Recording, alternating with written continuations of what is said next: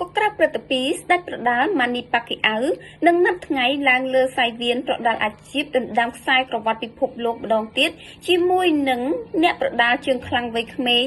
Mario Barrios រឿងដ៏ភ្ញាក់ផ្អើលបន្ទាប់ពីសារព័ត៌មានរបស់សហរដ្ឋអាមេរិកនិងសារព័ត៌មានជាច្រើនទៀតបានចុះផ្សាយអំពី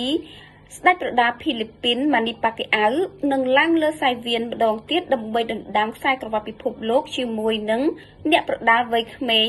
របស់សហរដ្ឋអាមេរិកដែលមានវ័យត្រឹមតែ29ឆ្នាំដើម្បីដណ្ដើមខ្សែក្រវ៉ាត់ពិភពលោក WBC Welterweight ការដណ្ដើមខ្សែក្រវ៉ាត់នេះនឹងប្រព្រឹត្តទៅនៅថ្ងៃទី19ខែកក្កដាឆ្នាំ2025ខាងមុខនេះយោងទៅតាមសារព័ត៌មាន ESPN របស់សហរដ្ឋអាមេរិកបានចុះផ្សាយថាម៉ានីប៉ាគីអៅមានវ័យ46ឆ្នាំគឺជាអ្នកប្រដាល់សកលព្រមទាំងជាអ្នកនយោបាយដ៏ល្បីរបស់ភីលីពីនគូបញ្ជាក់ផងដែរថាម៉ានីប៉ាគីអៅបានប្រកាសចូលនិវត្តន៍កាលពីថ្ងៃទី29ខែកញ្ញាឆ្នាំ2021កន្លងទៅការប្រកួតចុងក្រោយរបស់ស្ដេចប្រដាល់ភីលីពីនម៉ានីប៉ាគីអៅកាលពីខែសីហាឆ្នាំ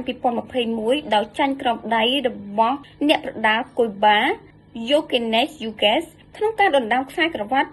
WBA Welterweight បន្ទាប់ពីការប្រកាសចូលនិវត្តន៍អស់រយៈពេល4ឆ្នាំឥឡូវកីឡាករម៉ានីប៉ាគីអៅ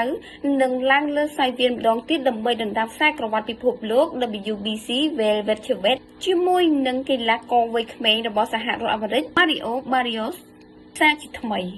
កីឡាករម៉ានីប៉ាគីអៅគឺជាកីឡាករប្រដាល់សកលតែម្នាក់គត់ក្នុងប្រវត្តិសាស្ត្រដែលឈ្នះខ្សែក្រវ៉ាត់ពិភពលោក8ទម្ងន់ផ្សេងគ្នា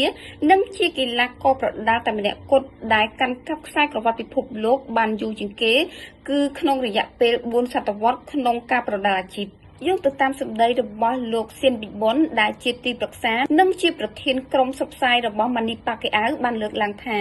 ការវិលត្រឡប់របស់ម៉ានីប៉ាគីអៅលើកនេះនឹងអាចប្រកួតរហូតដល់គាត់អាយុ50ឆ្នាំ